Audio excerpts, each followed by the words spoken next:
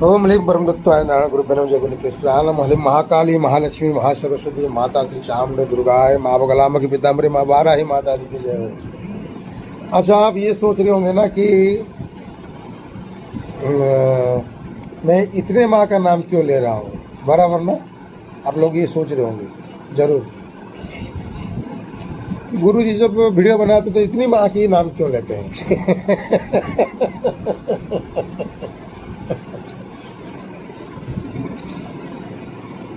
इन्हीं माताओं की आशीर्वाद मेरे ऊपर हैं और इन्हीं माताओं की पहले साधना शुरू किया। इन माताएं ही मेरी हर पल मेरे साथ रहती हैं। ये माँ की आशीर्वाद है मेरे ऊपर। मैं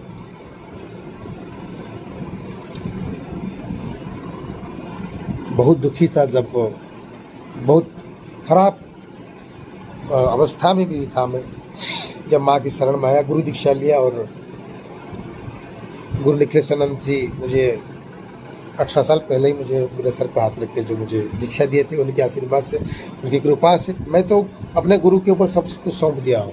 माँ को, माता जी को पहले समर्पण के वो पहले ही मैंने गुरु जी को अपने आप को समर्पण कर दिया। गुरु जी, मुझे आपके हाथों में उठाना और मुझे हाथों में रखना है। उनकी वजह से मैंने साधना शुरू की, जब तक शुरू की। और उससे पहले मैं क्या था ये मैं सोच रहा हूँ कि ये बता नहीं सकता, जरूर एक दिन बताऊँगा मैं। और मेरा नाम हर जगह पर मिल जाएगा, गुरु होने से पहले हर जगह पे मेरा नाम, मेरा फोटो, मेरी मैं क्या कर रहा था, सब मिल जाएगा। मैं बताऊँगा एक दिन। और मैं हमेशा वाचक लोगों को, मैं खाली ये नहीं कहता है कि आज आवाज़ मत कर, आवाज़ क्यों कर रहे हो, बंद मना किया था ना मैंने। मैं वीडियो बना रहा हूँ मेरे मित्रों के लिए, शिष्यों के लिए।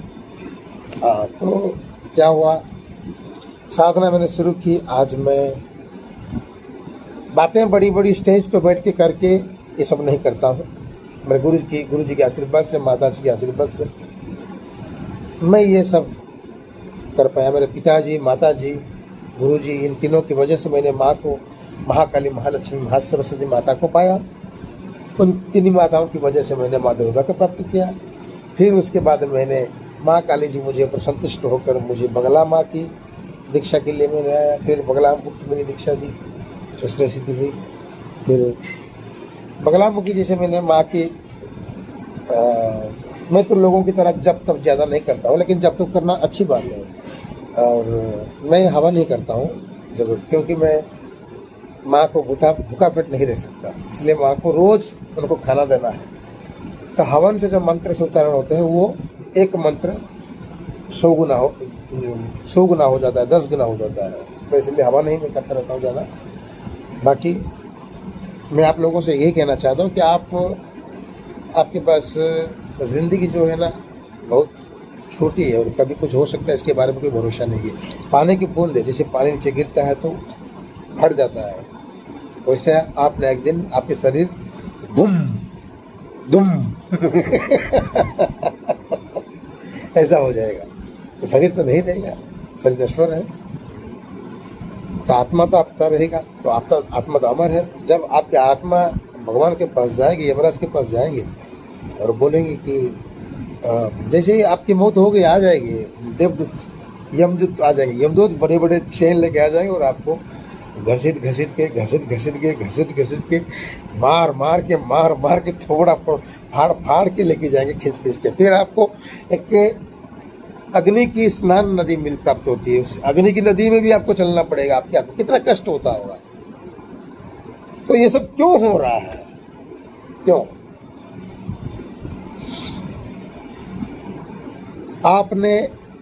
आपसे मैंने कहा कि मांस मत खाओ।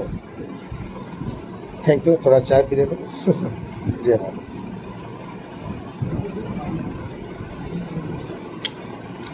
उसके बाद मैंने क्या बोल रहा था मैंने कि ज़िंदगी में जब मृत्यु के मुँह तक आप पहुंच जाओगे, आपकी जो कर्म आपने किया है उधर आपको हिसाब देना पड़ेगा।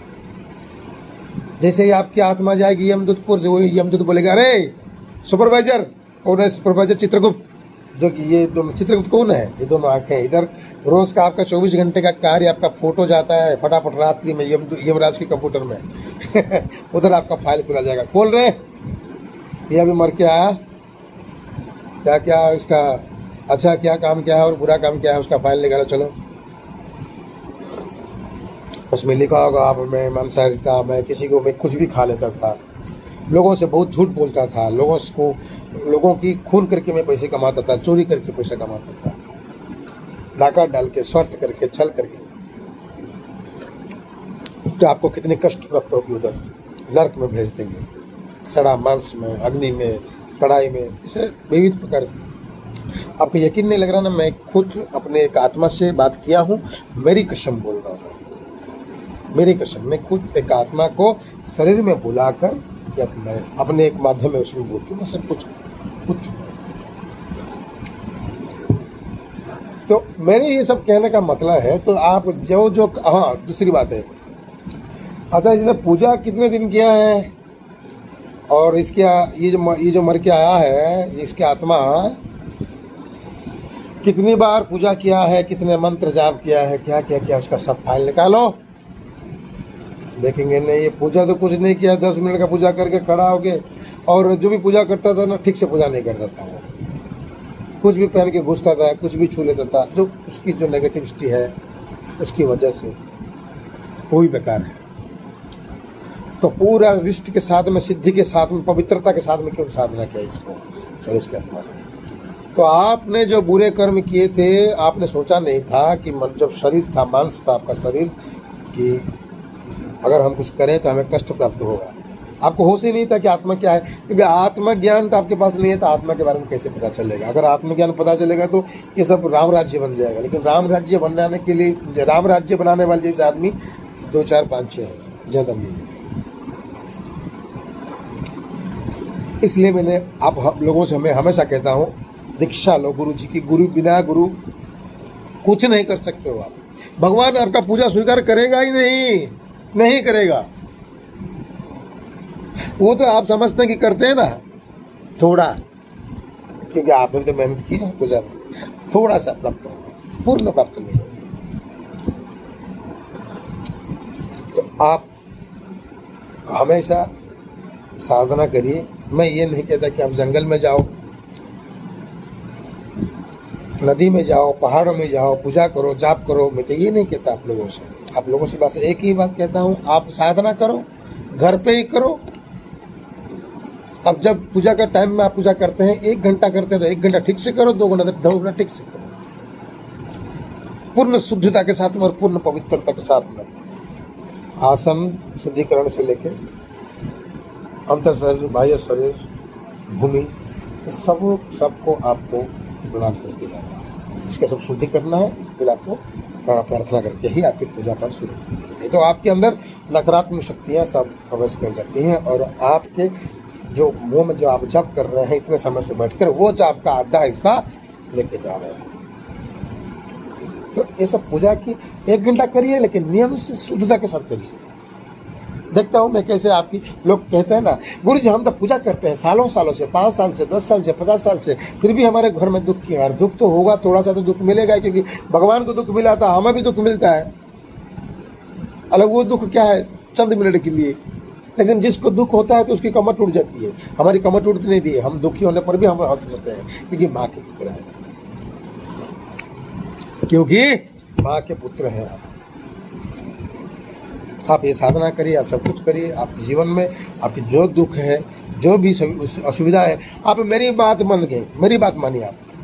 आप लोग मेरी बात मानिए, मेरे हिसाब से पूजा करिए। अगर आपको कष्ट प्राप्त होता है तो मुझे बोलना, करिए। ज्ञान है, धन नहीं है, चोरी हो जाएगी, रोगे, गिड़गिड़ाओगे। ज्ञान है, चोरी नहीं होती है, इसकी सीमा ही नहीं है, कहाँ शुरू और कहाँ खत्म। ज्ञान होने से, ज्ञान बांटने से, ज्ञान को प्रदान करने से आपका और पुण्य उदय होगा।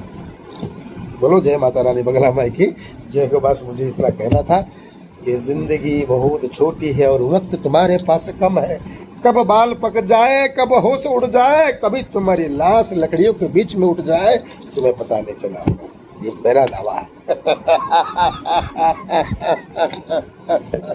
जय माता रानी की जय।